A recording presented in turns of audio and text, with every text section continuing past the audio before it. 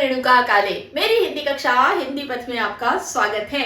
आज हम वसंत भाग 3 यानी कि जो कक्षा 8 की हिंदी की कोर्स बुक है ना, उसकी एक कविता पढ़ने जा रहे हैं। काव्य रस के अंतर्गत हम इन दिनों पढ़ रहे हैं जाने माने साहित्यकारों की, कवियों की कालजयी रचनाएं, बहुत ही खूबसूरत रचनाएं जो हिंदी साहित्य की धरोहर है और वो पाठ्य पुस्तक पर भी संकलित हैं। तो चलिए, काव्य रस के अंतर्गत अब हम कक्षा 8 की ओर भी बढ़ चुके हैं। ये है कविता जिसका शीर्षक है ध्वनि। सूर्यकांत त्रिपाठी निराला जी ने इस कविता को लिखा है। तो पहले मैं करूंगी वाचन और उसके बाद इसका अर्थ आपको समझाऊंगी। ये कविता कक्षा 8 की है। तो चलिए पहले वाचन कर लेते हैं, आइए देखते हैं। अभी न होगा मेरा अंत, अभी अभी ही तो आया है मेरे मन में मृदुल वसंत। अभी न होगा मेरा अंत। हरे हरे ये पात डालियां, कलियां कोमल गात, मैं ही अपना स्वप्न मृदुल कर फेरूंगा निंद्रित कलियों पर जगा एक प्रत्यूष मनोहर। पुष्प पुष्प से तंद्रालस लालसा खींच लूंगा मैं, अपने नवजीवन का अमृत सहर्ष सींच दूंगा मैं। द्वार दिखा दूंगा फिर उनको, है मेरे वे जहां अनंत। अभी न होगा मेरा अंत, अभी न होगा मेरा अंत। तो आपने देखा, ये सूर्यकांत त्रिपाठी निराला जी की बहुत ही प्यारी कविता है और इसके बारे में थोड़ा सा बैकग्राउंड में बताना चाहूँगी। हिंदी साहित्य के छायावादी कवि हैं सूर्यकांत त्रिपाठी निराला और उन्होंने अपने रचना काल के दौरान, देखिए हर किसी का अपने जीवन में कार्य के दौरान कई लोगों से सामना होता है। कुछ प्रशंसक भी होते हैं, कुछ प्रतिद्वंदी भी होते हैं, कुछ आलोचक भी होते हैं और कुछ इतने ईर्ष्या के लेवल पर चले जाते हैं कि वो बुरा भी करना चाहते हैं। तो ऐसे ही हर दौर में हर किसी के साथ, हर इंसान के साथ ऐसा होता है। जो आगे बढ़ रहा होता है तो उसको कई बार विरोध का सामना भी करना पड़ता है। ऐसे ही किसी पल में जब हमारे जो सूर्यकांत त्रिपाठी निराला जी जो कवि महोदय हैं, उनको भी ऐसी स्थितियों का सामना करना पड़ा, लेकिन वो विरोध से, आलोचनाओं से घबराए नहीं। आलोचनाओं ने उन्हें और भी मजबूत किया, विरोध से वो और भी सबल होकर उभरे और इसी मनोदशा में उन्होंने ये रचना की है ध्वनि। और असल में ये बहुत ही प्यारी कविता है जो दुनिया जहान के ऐसे लोगों को संबल प्रदान करती है जो मन से हार गए हैं। आपने सुना ही होगा, मन के हारे हार है, मन के जीते जीत। तो भाई, अगर हमने हौसला बना कर रखा है ना, तो आसपास जैसी भी स्थितियां हो, जैसे भी लोग हो, जितना भी विरोध हो, अगर आपका निश्चय सही है, आपकी राह सही है, आपका लक्ष्य सही है, तो आपको कोई भी बढ़ने से नहीं रोक सकता। लोगों में प्राण फूंकता है ये कविता का जो संदेश है वो।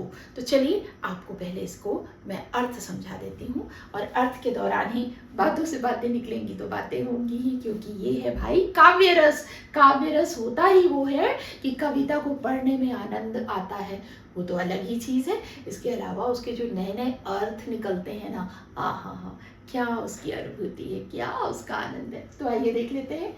अभी न होगा मेरा अंत, अभी अभी ही तो आया है मेरे मन में मृदुल वसंत। कवि सूर्यकांत त्रिपाठी निराला जी कहते हैं कि अभी न होगा मेरा अंत।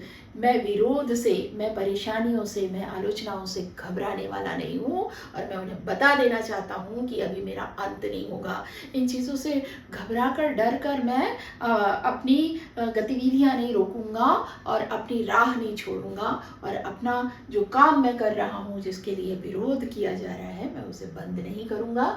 मेरा अंत नहीं होने वाला है।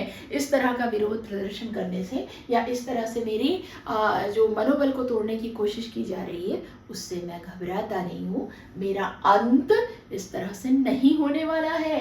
अभी अभी ही तो आया है मेरे मन में मृदुल वसंत। वो कहते हैं कि अभी तो भाई ये शुरुआत है। अभी अभी ही तो मेरे वन में, यानी कि जीवन में, मेरे हृदय में, मेरे ख्यालों में, विचारों में क्या आया है? मृदुल वसंत। मृदुल यानी कि कोमल।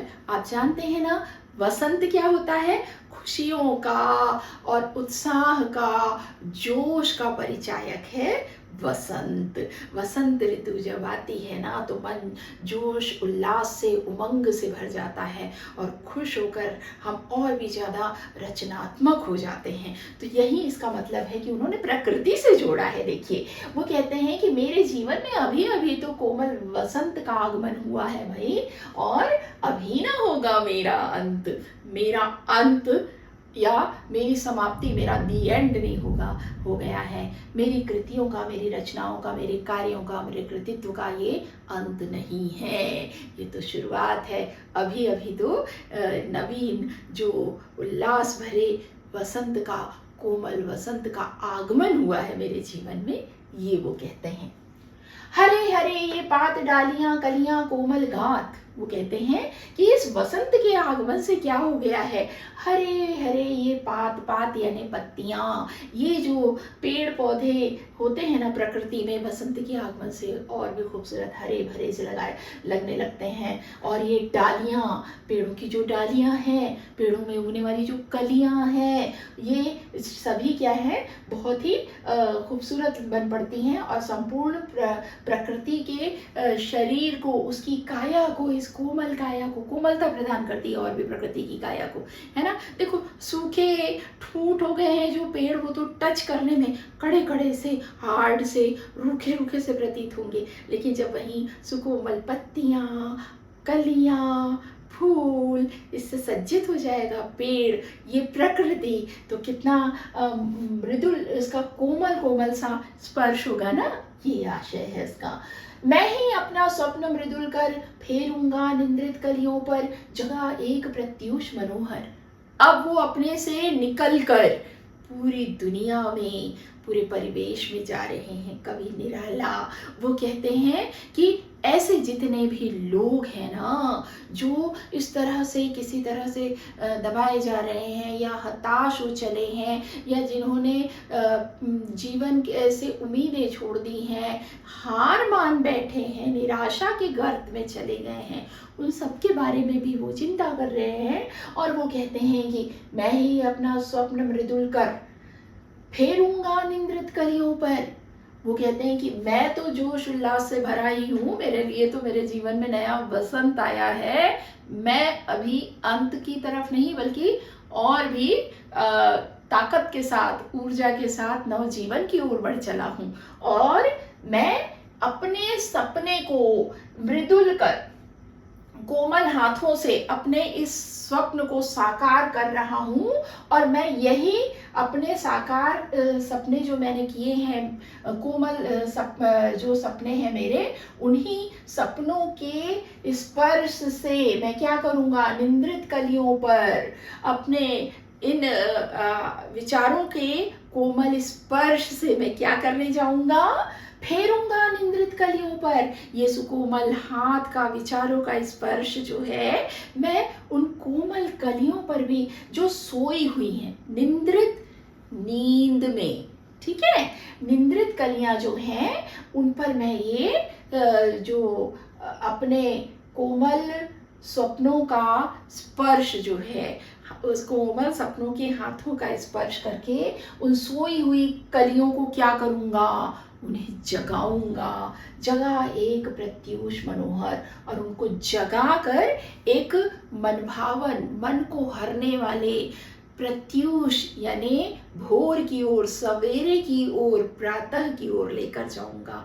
आशय ये है कि उनकी ही तरह जो लोग जो हैं, कलियां, कलियां देखिए, नव पीढ़ी, नव अंकुरित कलियां कैसे होती है, फूल का आरंभिक रूप है, फिर कली जो है वो खिलेगी। हमारे जो युवा पीढ़ी है, नवीन पीढ़ी है, वो अगर किसी कारण से हतोत्साहित हो गई है ना, वो निष्क्रिय हो गई है, किसी कारण से निद्रा की अवस्था में चली गई है, तो उनको भी मैं जगाऊंगा और उनको मैं एक नए सवेरे की ओर ले जाऊंगा। ये कवि का आशय है। पुष्प पुष्प से तंद्रालस लालसा खींच लूंगा मैं। वो कहते हैं कि इस प्रकृति के, यानी इस दुनिया में प्रकृति के समस्त पुष्प, पुष्प यानी फूल, फूल यानी हमारे इर्द गिर्द के, हमारे वातावरण के जितने भी ऐसे लोग हैं जो हतोत्साहित हो गए हैं, तंद्रालस, तंद्रा यानी नींद, आलस, तंद्रा और आलस का ये यहाँ पर मिलन हुआ है, संधि हुई है ना। जो आलस में है, जो तंद्रा में है, नींद में है ना, और जो इसी में रहने में अब कंफर्टेबल हो गए हैं, मतलब ये है कि यही इनकी लालसा हो गई है कि भाई सोए रहो, आलस में पड़े रहो, और अब वो उनकी सारे जोश उमंग जो है वो ख़त्म सी हो गई है और उन्होंने हार मान ली है। ऐसे में मैं क्या करूँगा, ऐसे सभी लोगों की जो है तंद्रा यानी नींद की अवस्था, आलस की अवस्था जो है, और इसे इन्होंने अपनी इच्छा से स्वीकार कर लिया है, इसे मैं क्या करूँगा, खींच लूँगा, मैं इससे इनको बाहर लाऊंगा। ये वो कह रहे हैं, इनका आलस खींच लूँगा, इनकी जो तंद्रा है यानी कि नींद जो है वो मैं खींच लूँगा, और इनकी ये जो तंद्रा में यानी नींद में और आलस में पड़े रहने की जो इच्छा है उसे मैं ख़त्म करूँगा। अपने नवजीवन का अमृत सहर्ष सींच दूँगा, और मैंने अपने जीवन से जो अमृत निकाला है, अनुभवों से जो मैंने सीखा है, और मैंने जो हार नहीं मानने की प्रवृत्ति और जुझारू पन जो मैंने इस दुनिया से सीखा है, वही मैं इस दुनिया को लौटाऊंगा, नई पीढ़ी को दे दूंगा। ऐसी नई पीढ़ी जो सुस्त हो चली है, निंद्रा में चली गई है, आलस में चली गई है, और जुझारू जो प्रवृत्ति है उसको छोड़ चली है, उन सब को मैं नवजीवन की ओर लाऊंगा, और मैं इस अमृत से उन्हें सींच दूंगा। अमृत यानी विचारों का अमृत, प्रेरणा का और एक जागरूकता का अमृत जो है वो अपने जरिए वो लोगों तक पहुंचाएंगे, ऐसा कवि का आशय है। द्वार दिखा दूंगा फिर उनको, है मेरे वे जहां अनंत। वो कह रहे हैं कि जिन लोगों ने ये मान लिया है, ऐसी पीढ़ी कि अब हताशा के दौर में वो हैं, बढ़ नहीं सकते हैं, लड़ नहीं सकते हैं, ऐसे सभी लोगों को मैं क्या करूँगा, द्वार दिखा दूंगा फिर उनको। मैं उनके लिए नए मार्ग, नई किरण आशा की दिखाऊंगा, मैं उनको नया रास्ता सुझाऊंगा कि ऐसा नहीं है, बढ़े चलो भाई, है मेरे वे जहां अनंत। ऐसे जितने भी लोग हैं उन्हें मैं इस अनंत जहाँ भी कहीं पे भी हो रहे हूँ, इस अनंत में कोई सीमा मैंने नहीं बांध रखी है। हर कोई जो मुझसे जुड़ रहा है, मेरे विचारों से जुड़ रहा है, वो मुझसे प्रेरणा लेकर अपने आप को इस दुविधा से, इस परेशानी से, इस हताशा से बाहर लेकर आए। मैं उन्हें ये मार्ग दिखाऊंगा, ऐसा उनका आशय है। अभी ना होगा मेरा अंत। और वो आखिर में एक बार फिर से लोगों को बताते हैं कि मैं इस तरह हार मानने वाला नहीं हूँ, और ये ना सोचें कि इस तरह से घबरा कर मेरा अंत हो जाएगा। ये मेरा अंत नहीं है, अभी मेरा अंत नहीं होगा, अभी ना होगा मेरा अंत।